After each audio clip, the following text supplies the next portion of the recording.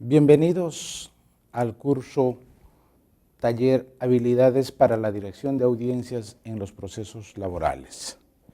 En esta ocasión nos corresponde tratar la sesión número 11 referido al trabajo de preaudiencia dentro de la unidad de aprendizaje número 4, el método general de audiencias. Hasta acá ya se han abordado varios temas precedentes, conforme al cronograma de estudios diseñado por el ETI Laboral. Se ha tocado lo relativo a los objetivos de la reforma del proceso laboral y el rol de los jueces en el proceso oral. Se ha tratado sobre las funciones del juez en las audiencias y su sentido estratégico. Asimismo, se ha tocado el tema referido a la comunicación asertiva en la conducción de audiencias. Entonces, corresponde tratar el tema siguiente referido al método general de audiencias. Este tema tiene como objetivo proporcionar ideas directrices generales para la elaboración de un manual general de dirección de audiencias en procesos laborales. Y esto va a significar la necesidad de distinguir los pasos que se debieran tener en cuenta por parte de un juez laboral cuando dirija una audiencia. La finalidad de este tema para los participantes es que logren identificar las directrices generales para la dirección de audiencias. Esto está referido a la adquisición del conocimiento de estas directrices. Una segunda finalidad es la construcción de un manual general de dirección de audiencias específico y efectivo para aplicar a su labor jurisdiccional según la naturaleza del caso y el tipo de audiencia. Esto se refiere al contenido procedimental y esto ya corresponderá a uno de los resultados que se plantea con el desarrollo de este curso, es decir, que los magistrados puedan desarrollar un método general para la dirección de audiencias propio y basado en las directrices que vamos a brindar en estas sesiones. Y una tercera finalidad es valorar la importancia de la aplicación de un método general en la dirección de audiencias, que sea específico y efectivo.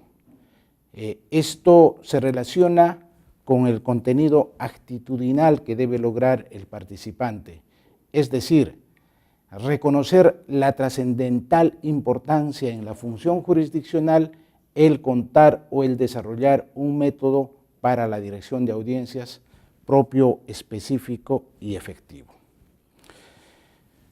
La importancia de este tema es que la construcción de un método brindará eficacia y eficiencia a la labor jurisdiccional.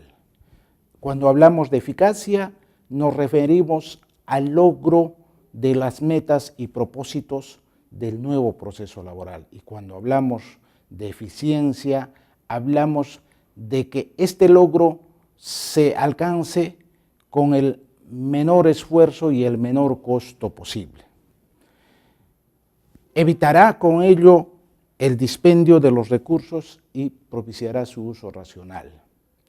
El modelo diseñado por la nueva Ley Procesal de Trabajo, que comprende el esquema general con dos audiencias, una de conciliación y otra de juzgamiento, evidentemente es un modelo que está diseñado para los casos complejos. Por tanto, no es posible admitir que todos los procesos que se conozcan en el marco de esta ley sean sometidos a este proceso marco. Indudablemente, existen procesos sencillos que no requerirán pasar por todas las fases de este esquema del proceso laboral. Pensar que todos los procesos se ajusten a este proceso, esto haría colapsar irremediablemente el sistema. Entonces, esa es una de las, una de las cuestiones más importantes a tenerse en cuenta. Asimismo, el método que se construya permitirá hacerle frente a la incesante carga procesal que constantemente crece. Entonces, estos son, digamos, los aspectos que nos muestran la trascendental importancia de contar con un método para la dirección de audiencias. Sin embargo, debemos hacer algunas prevenciones. No se trata de que acá nosotros vayamos a dar recetas mágicas, mandamientos infalibles, ni que lo que digamos sea lo último o lo único que se pueda hacer. Hemos dicho, simplemente se trata de ideas directrices. O sea, se trata de alcanzarles la información recopilada de estudios realizados en estos procesos de implementación, entre otros por el Centro de Investigación de la Justicia para las Américas, el CEJAS. Entonces, es una de las entidades que ha venido monitoreando estos procesos orales implementados en Latinoamérica. Ellos han recogido en sus estudios la realidad, cómo se vienen manejando los procesos laborales en el caso peruano. En otros países se han aplicado estos modelos no solo al proceso laboral, sino también a procesos civiles y a procesos de familia. Evidentemente, esta información es valiosísima y vamos a tratar de desarrollarlas en el desarrollo de este curso. Los pasos que se indiquen solamente constituyen pautas básicas. Esperamos nosotros que todos ustedes, los magistrados, la perfeccionen, cada uno según la realidad de cada corte. No debemos olvidar que esta realidad es distinta en todas las cortes donde se viene aplicando el proceso laboral. Y los problemas que pueda tener cada una es igualmente distinta. En algunos casos seguramente hay problemas con la carga procesal, en otros problemas con el diseño del módulo corporativo, en otros seguramente por la falta de recursos. En fin, en todos los casos estimamos que la implementación de este modelo evidentemente ha generado una serie de problemas. Y lo que pretendemos es que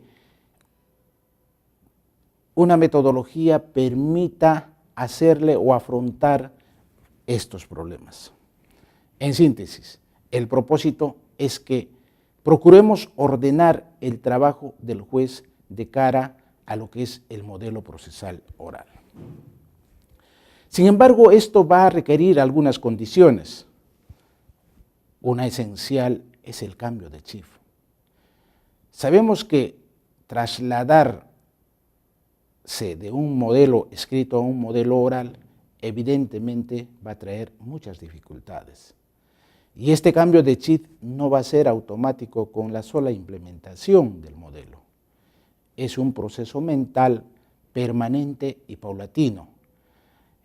Cada juez, cada magistrado debe ir internalizando cuáles son estos cambios, cuáles son estas reformas.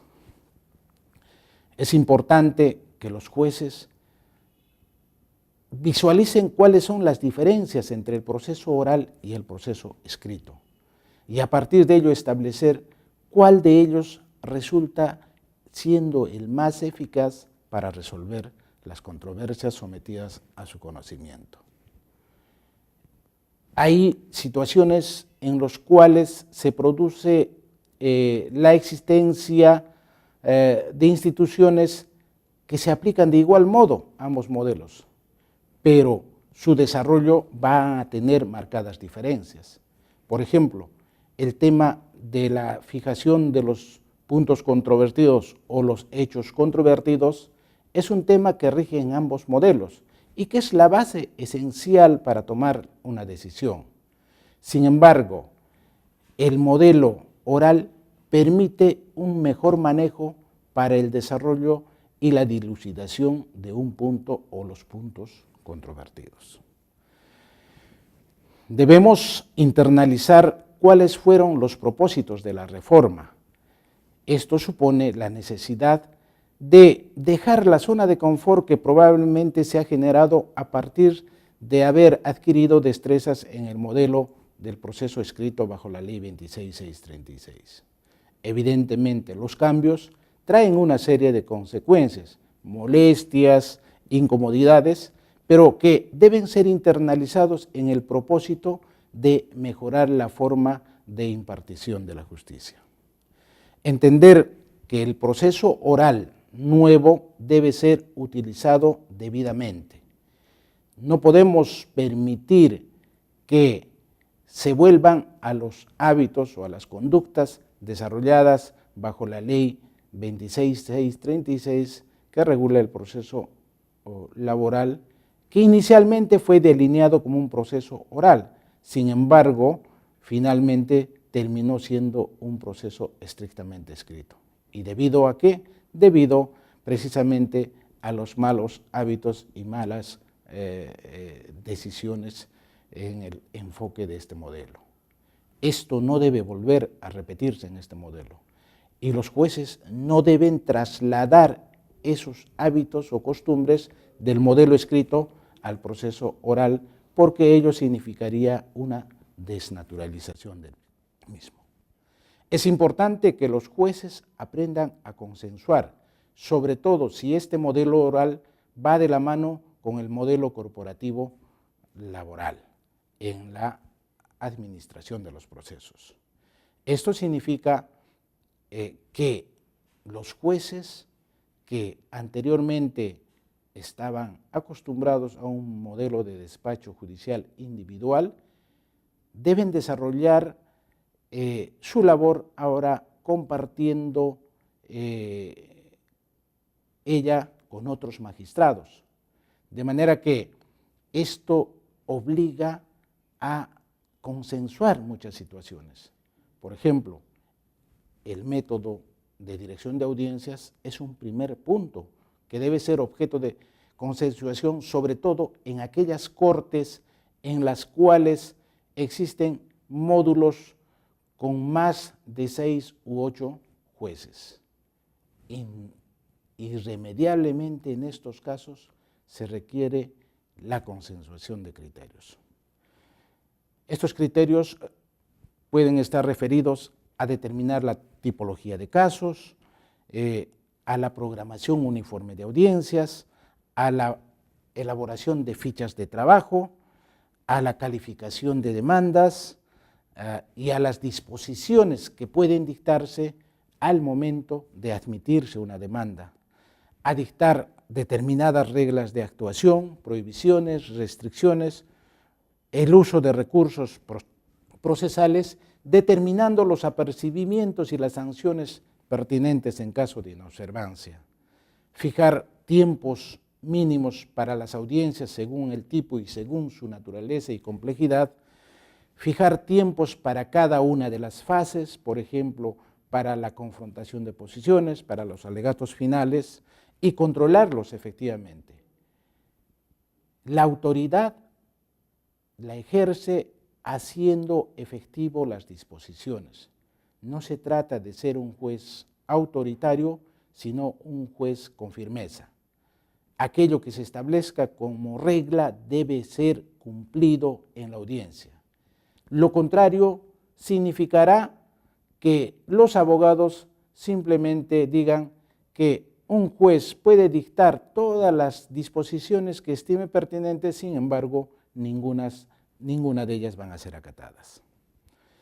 Evitar las suspensiones injustificadas de audiencias. Uno de los problemas en este modelo es el alto índice de suspensiones de audiencias. Entonces, los jueces tenemos que evaluar cuáles son las razones y cuáles serían los correctivos para evitar este problema. eliminar las prácticas e interpretaciones que sean contrarias a los propósitos de la reforma y a la oralidad. Es cierto que en el trámite de los procesos tenemos en muchos casos que realizar una aplicación supletoria del Código Procesal Civil, dada la generalidad de la nueva Ley Procesal de Trabajo. Sin embargo, esta aplicación supletoria tiene ciertos límites y entre ellos es que no contradiga la naturaleza del proceso oral. Debemos tratar de evitar esa dicotomía entre dar preferencia a las garantías procesales o a la eficacia del proceso. Este problema está generando un alto número de casos que no son resueltos. En muchas cortes se ha advertido que pese a desarrollarse las audiencias de juzgamiento, las sentencias no se emiten en los plazos correspondientes. Se están demorando meses en dictarse las sentencias. Y esto evidentemente afecta ostensiblemente al modelo. Y todo ello por esta dicotomía, ¿no?, entre lo que es la garantía y la eficacia. No se entiende en su real dimensión el rol protagónico que le corresponde al juez y dentro de ese rol el aprovechamiento que deben hacer los jueces de lo que es la oralidad y la inmediación. Hay una baja cantidad de audiencias programadas y realizadas al día, pese a que muchos juzgados o muchas cortes tienen una carga procesal creciente. Entonces, hay una serie de problemas que se vienen generando en este modelo, pero que deben ser resueltos de cara a entendimiento de las premisas básicas que sustentaron la implementación del proceso.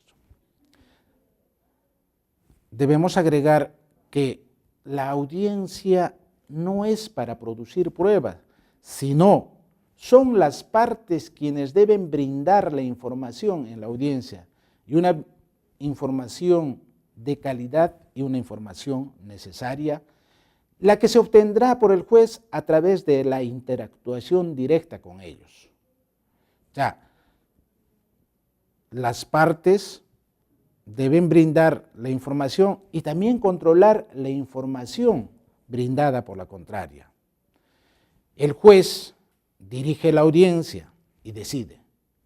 Si no dirige bien, no podría decidir bien. Es decir, si no hay una buena dirección, no podrá haber una decisión de calidad. Para que haya una decisión de calidad, entonces, debe haber una dirección adecuada de la audiencia. Toda suspensión de audiencia debe establecerse como regla, debe generar responsabilidad en el magistrado, cualquiera sea su condición, sea titular, provisional o supernumerario. Porque al fin todos asumen las mismas responsabilidades al asumir el cargo. No es posible que se haya implementado una mala práctica, sobre todo en los casos en que se producen reemplazos de jueces, en los cuales, si bien desarrollan la audiencia, pero no la concluyen y menos emiten la decisión. Esto impacta severamente en la celeridad de los procesos. Las partes actuarán desordenadamente en una audiencia si el juez no asume el control correcto o adecuado a través de una dirección de audiencia basada en una metodología planificada previamente antes de la audiencia. Entonces, esta suerte de situaciones ha motivado el desarrollo de este taller. Y este taller se va a sustentar básicamente en transmitir las experiencias obtenidas a través de estos estudios en el ámbito latinoamericano.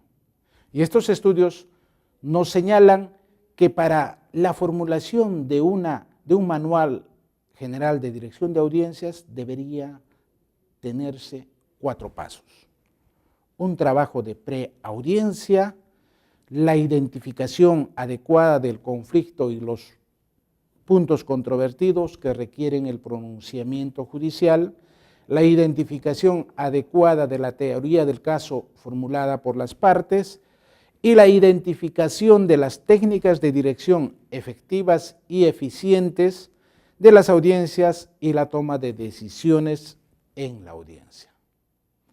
Son 4 pasos que estimamos son básicos y esenciales para la construcción de una metodología. Reitero, solo vamos a dar pautas. Cada magistrado de todas las cortes que aplican la nueva ley procesal puede elaborar su propia metodología que básicamente tenga estos pasos. Esto en razón a que la realidad de cada corte es distinta y los problemas también son distintos.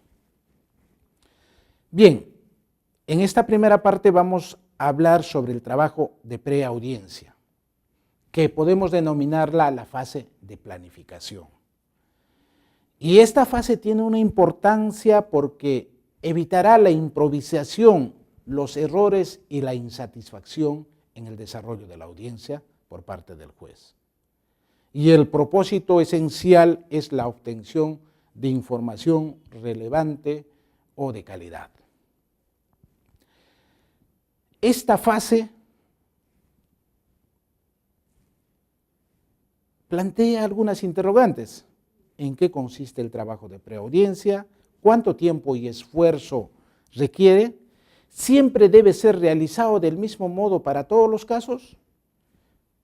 Nosotros nos atrevemos a decir que el trabajo de preaudiencia comprende toda esa fase desde el ingreso del caso, de la demanda al juzgado, hasta el día del desarrollo de la audiencia de conciliación o de juzgamiento.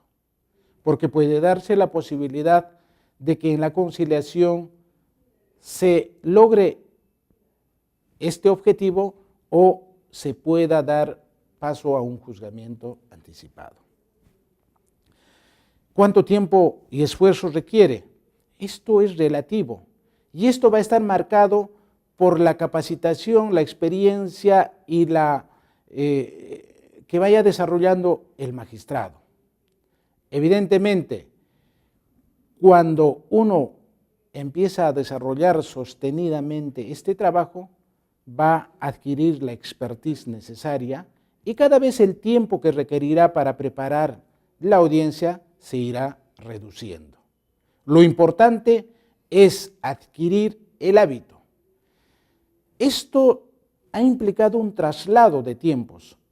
Si uno recuerda cómo se trabajaba bajo el modelo de la ley 26636, debemos reconocer que el momento estelar era el momento de dictarse la sentencia, era el momento en el cual el juez recién tomaba certero y total conocimiento del caso, recién hacía el estudio pormenorizado del caso. Y en muchas ocasiones se encontraba que el caso tenía muchos vacíos y esto conllevaba a la necesidad de programar audiencias complementarias, audiencias de investigación o cualquier otro tipo de audiencia con cualquier denominación, pero que tenían el propósito de buscar la información adicional que faltaba y que no había sido percibida con anterioridad. Esto ha cambiado en este modelo y tiene que cambiar obligatoriamente. El juez tiene que conocer el proceso desde la demanda, tiene que ya en su rol protagónico gerenciar cada caso, es decir, planificar cuáles son las fases que va a discurrir este proceso de acuerdo a su contenido. ¿Siempre será realizado de la misma manera? No, como hemos dicho, el modelo marco del proceso laboral que tenemos solo está diseñado, digamos, integralmente para los casos extremadamente complejos. De manera que los casos sencillos o menos complejos podrán tener otro tipo de tratamiento, podrán seguramente ser resueltos con más rapidez y en menores actos procesales. Para desarrollar esta fase del trabajo de preaudiencia, se han propuesto como herramientas 3 fases: la gestión judicial del caso, la dimensión de la agenda y la dimensión del caso. Cuando hablamos de la gestión judicial del caso, nos plantean que esto se asemeja al modelo que se tiene en el sistema anglosajón, que es el caso management, que se refiere a la gestión de procesos. Y consiste básicamente en la planificación de la respuesta judicial que debe darse a los justiciables. Y este modelo debe ser flexible y adaptable a las necesidades de cada caso en concreto. Hay casos sencillos y hay casos complejos. Y la gestión judicial del caso tendrá variables o diferencias en cada uno de estos casos. Cuando veamos un caso sencillo, lo que hay que evaluar o tomar en cuenta es una calificación inteligente de la demanda. Se ha hablado bastante de una demanda inteligente. Esto tiene su contrapartida en una calificación inteligente. Esto significa que el magistrado, el juez, con el apoyo del personal jurisdiccional, debe efectuar una rigurosa y debida calificación en aras de lograr que las partes indiquen todos los hechos necesarios para resolver la pretensión que se invoca. La probabilidad de que el caso pueda resolverse por conciliación o juzgamiento. En los casos sencillos, al calificarse la demanda, el juez está en la posibilidad ya de hacer una prognosis de si el caso se va a resolver con conciliación o con juzgamiento anticipado. Es decir, casos sencillos, con pocas pretensiones, con cuantías menores, evidentemente podrán ser resueltas en un juzgamiento anticipado. La práctica nos ha mostrado que hay muchos casos en los cuales es posible ya ir haciendo esta prognosis. Por ejemplo, los procesos contra entidades públicas sobre reconocimiento de vínculo laboral y beneficios sociales. O los casos en los cuales solo se discute la desnaturalización de contratos de locación de servicios o contratos de trabajo modales más beneficios sociales e indemnización por despido arbitrario. Este tipo de casos, muchos magistrados han considerado que están para pasar a un juzgamiento anticipado. Evidentemente, esto debe ser corroborado y consolidado en la audiencia de conciliación. Evitar el trámite lineal del caso. Cuando tenemos casos sencillos, sería un dispendio de recursos hacer que el caso cumpla todas las fases del esquema del proceso general de la nueva Ley Procesal de Trabajo. El análisis preliminar sobre la información de cada caso. Esto permitirá al juez determinar cuál es la información que va a requerir. Una información específica, una información acotada o una información de difícil obtención o de fácil obtención. Y un tercer punto es que en los casos sencillos debe necesariamente dictarse la decisión inmediatamente concluida la audiencia. Si se hace un juzgamiento anticipado, obligatoriamente debe dictarse el fallo con los fundamentos correspondientes. En los casos excepcionales que debemos precisar, en los casos complejos, que debemos señalar, son muy excepcionales, igualmente hay que cumplir esos pasos, los pasos que hemos señalado anteriormente, pero además prever las necesidades especiales que requiera el caso. Y estas previsiones se tiene que hacer o debe hacer al momento de dictarse el auto admisorio de demanda. Por ejemplo, disponer cumplimiento de requerimientos de exhibiciones, informes, etc. Advertir que si se promueven incidentes, excepciones, su denegatoria comprenderá la imposición de costos y multas. Advertir que la admisión de los medios probatorios está sujeto a su concurrencia a la audiencia y oralización del ofrecimiento. Este es un tema muy importante que debemos retomar.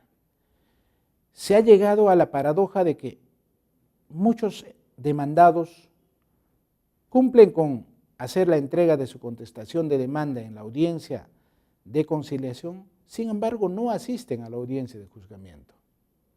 Y la paradoja es que, pese a no asistir, estas partes en muchos casos obtienen sentencias favorables.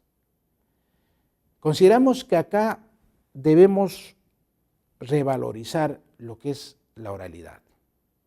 Si bien es cierto, en el escrito de demanda o contestación se hacen los ofrecimientos de las pruebas, la admisión de los mismos se realizará en la audiencia de juzgamiento correspondiente, salvo que se trate de un juzgamiento en el cual no corresponderá esta fase. Y si esto es así, la admisión, si no está la parte para oralizar cuál es el propósito de la prueba ofrecida, y además no está la parte para determinar cuáles son los hechos controvertidos que deben ser materia de probanza, resulta razonable que el juez supla a la parte y tenga que admitir los medios probatorios ofrecidos en el escrito de contestación. Este es un tema que a mi juicio personal considero que debe ser reevaluado, de manera que tengamos que asumir el criterio de que si la parte no concurre, no se tendrán por admitidos los medios probatorios, pese a haberlo ofrecido oportunamente con la contestación de la demanda o con la demanda. Lo contrario significaría restarle la importancia a la oralidad. Y más aún en estos casos complejos, que estamos señalando que son los más excepcionales. O sea, debemos recordar, los casos simples o menos complejos deberían tratar de resolverse a través de formas rápidas de solución del caso. Y los casos complejos deben implicar la obligatoria concurrencia de las partes a la audiencia. De lo contrario, estaríamos socavando, digamos, las bases del modelo del proceso oral. Prever el establecimiento de reglas para el descubrimiento y el acceso judicial a las pruebas. En estos casos complejos en los cuales haya abundante cantidad de medios probatorios, una gran cantidad de información o que las partes sean varias que igualmente van a brindar abundante información, es posible que se establezcan acuerdos respecto a reglas probatorias en la audiencia de conciliación. Por ejemplo, en torno a la necesidad o innecesariedad de medios probatorios. Es decir, si basta con un medio probatorio que no es cuestionado y observado por ninguna de las partes, basta la actuación de un medio probatorio para dar por acreditado un hecho controvertido. El juez debe procurar el establecimiento de este tipo de acuerdos. Posibilitar el uso de mecanismos electrónicos, como videoconferencias, en aquellas situaciones en las cuales resulta imposible que el juzgado pueda trasladarse para recabar directamente de la fuente de prueba la información que se requiera para el caso. Prever la identificación de los hechos controvertidos que subyacen al caso. En esta fase ya el juez debe ir anticipándose a prever cuáles van a ser los puntos controvertidos. Si va a la audiencia de conciliación, tener un listado de qué hechos debieran ser negados o contradichos por la parte demandada y para hacer su confrontación al momento de revisar o calificar la contestación de la demanda y en función a ello decidir si en el caso concreto resuelve pasar o no al juzgamiento anticipado. Pero también esta previsión va a ser para el caso de la audiencia de juzgamiento. El juez tiene que tener claro sobre la base de la demanda y la contestación a la demanda cuáles serían los hechos controvertidos en un caso concreto. Y esto es una propuesta que debe ser llevada a la audiencia. Quienes finalmente determinarán los hechos controvertidos van a ser las partes, desde luego bajo la dirección y con el apoyo del juez. Fijar los plazos perentorios para el cumplimiento de requerimientos y los apercibimientos respectivos. Esto es fundamental, señores magistrados. Muchas veces dictamos requerimientos, dictamos apercibimientos y no las aplicamos. ¿Cuál es el mensaje que se da a los abogados? Los abogados dicen, yo no cumplo y no pasa nada. El juez me puede requerir, me apercibe, pero nunca me impone una sanción. Entonces, optan por no cumplir los requerimientos. Cambiemos esta actitud. Si requerimos una información, fijemos un apercibimiento y apliquemos la sanción, ya sea pecuniaria o la consecuencia jurídica correspondiente en la decisión. Lo importante es que le demos firmeza a nuestra actuación. Pueden en la audiencia de conciliación proponerse el dictado de algunas reglas. Por ejemplo, si la demandada propone de excepciones, establecer que solamente la oralización validarán la proposición de la excepción. De manera que si no concurre a la audiencia, se acuerde con las partes que se tendrá por no deducida la excepción. Igualmente, en torno a los ofrecimientos de medios probatorios, conforme ya lo hemos señalado anteriormente. Advertir a las partes en la conciliación que se aplicarán las presunciones legales y judiciales, se aplicarán las reglas de inversión de la carga de la prueba, así como se aplicará la teoría de la carga dinámica de la prueba si el empleador no aporta las pruebas que tiene en su poder respecto a los hechos controvertidos o a las pretensiones invocadas en el caso. Es decir, hacer la advertencia a las partes cuáles son sus responsabilidades y obligaciones. Entonces, si se hace estos apercibimientos, el juez tiene el camino allanado para dictar la decisión correspondiente. Finalmente, si es que no lograra obtener la información de calidad y relevante necesaria, podrá aplicar estas presunciones, estas consecuencias jurídicas pactadas anteladamente. Un ejemplo, cuando se discuten utilidades, usualmente el demandante ofrece la exhibición de las declaraciones juradas de impuesto a la renta. Sin embargo, no es suficiente para resolver la controversia. En la audiencia de conciliación puede establecerse que las partes involucradas en el caso deberán aportar al proceso todos los medios probatorios necesarios para resolver las pretensiones o los hechos controvertidos. Entonces, el demandado empleador se verá constreñido a tener que alcanzar la información necesaria para el cálculo de las utilidades.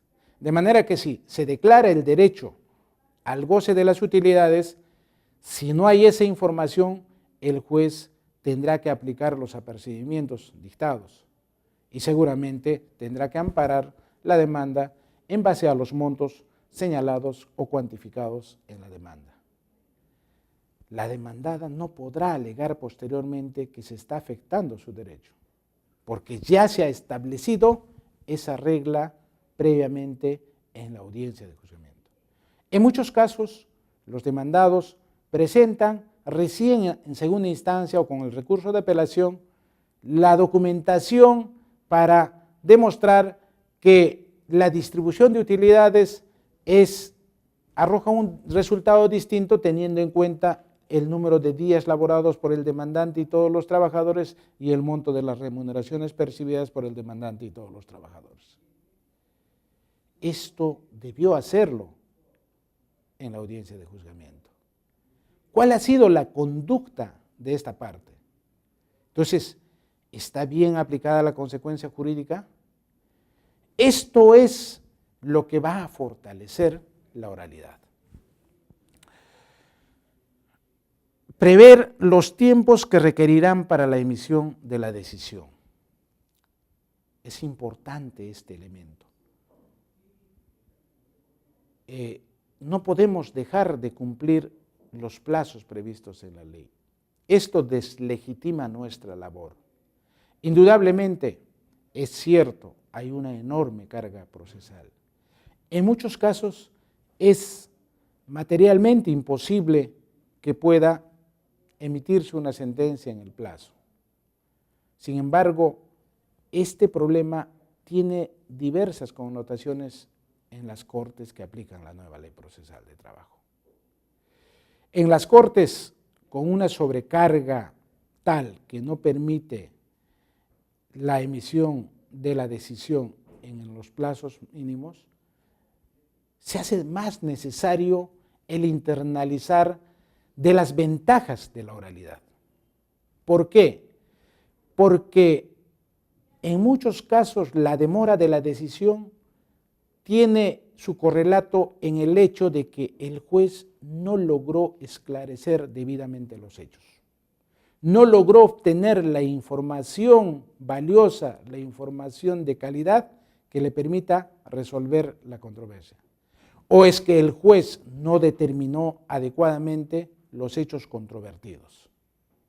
Entonces, el tiempo para la decisión guarda directa relación con la utilización de una adecuada metodología de trabajo. Y la etapa de preaudiencia es vital en este trámite. Tenemos luego la dimensión de la agenda. Esta fase permitirá conocer el tipo de audiencia que se desarrollará, conocer los datos generales del proceso o de los procesos que están a cargo del juez y el conocimiento a nivel individual o colectivo de los casos. Esta dimensión nos servirá para programar las audiencias con razonabilidad y proporcionalidad según la carga del juzgado y el tiempo de uso de la sala que tenga cada juzgado. Hay cortes que tienen uso exclusivo de la sala de audiencias. Entonces, la forma de programación será distinta a aquellas otras cortes que tienen el uso compartido de las salas de audiencias, como es el caso de la Corte de Lima. En el caso de la Corte de Lima, los jueces, las salas es compartida por 2 jueces, de manera que el uso de la sala para cada juez en términos de días en el mes es solo de 11 días hábiles. Entonces, es en esos 11 días que tiene que efectuar la programación de sus audiencias. Debemos procurar que exista, ¿no?, una programación uniforme. En Lima existen 24 juzgados y los 24 juzgados debieran efectuar una programación uniforme. Y esta programación deberá combinar, ¿no?, los tipos de audiencia. La audiencia de conciliación, la audiencia de juzgamiento, una audiencia única y la audiencia de vista de la causa. Y esta razonabilidad y proporcionalidad debe implicar pues que el juez tampoco haga una programación que no pueda cumplirla, una programación razonable que finalmente pueda holgadamente desarrollar su labor y emitir la decisión en los tiempos oportunos. Lo importante es que se dosifique la programación.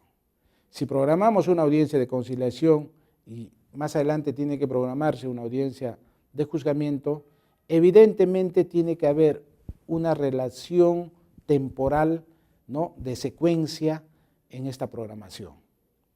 De manera que todas las audiencias de conciliación realizadas en un día probablemente serán programadas para el mismo día las audiencias de juzgamiento, según el calendario. Entonces, lo que hay que cuidar es eso, que los justiciables mantengan un orden en el ingreso y en la realización de sus audiencias. Debe evitarse las suspensiones de audiencias y en esta fase de la dimensión de agenda permitirá ello, precisamente controlar con el apoyo del personal administrativo que las notificaciones se hayan cumplido oportunamente, que los requerimientos se hayan cumplido y tener en cuenta qué peticiones deben ser resueltas en la audiencia correspondiente. Esta información debe ser alcanzada al juez anteladamente con el tiempo suficiente para que el juez pueda verificar antes de la audiencia. Se sugiere elaborar una ficha que contenga los datos generales referidos al expediente, partes, materia y demás antecedentes que hemos mencionado. Acá es importante también referir la asignación de tiempos que debe darse para las audiencias. Es el juez que va a pautear el tiempo que debe asignarse. Y esto se va a dar, por ejemplo, para la audiencia de conciliación en función al contenido de la demanda. Para la audiencia de juzgamiento o la audiencia única, igual se va a asignar el tiempo en función a la demanda y la contestación a la demanda. Y en el caso de las audiencias de vista de la causa, se asignará igualmente en función a las pretensiones invocadas en el recurso de apelación. El juez puede establecer tiempos distintos para cada audiencia. Seguramente para los casos extremadamente complejos se asignarán tiempos mayores a 1 hora, puede ser 2 horas o hasta 3 horas, dependiendo de la complejidad, el número de partes, el número de pretensiones invocadas, la cantidad de pruebas orales que deban actuarse.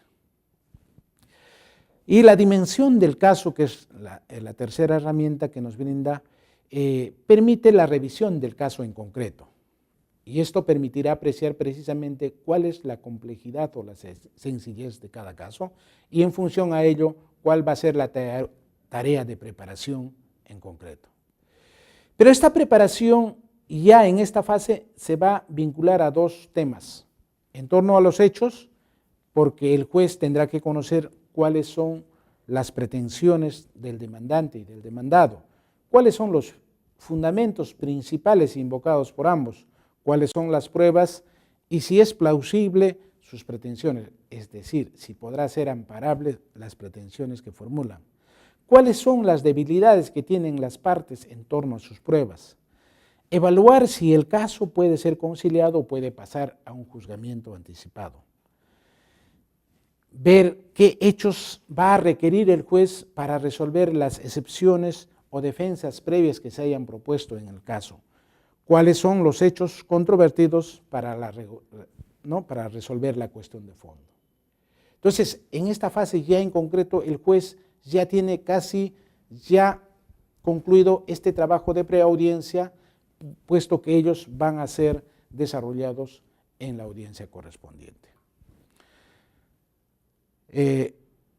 En torno al derecho, debe evaluar si se trata de temas habituales o reiterados, o se trata de temas nuevos o poco habituales.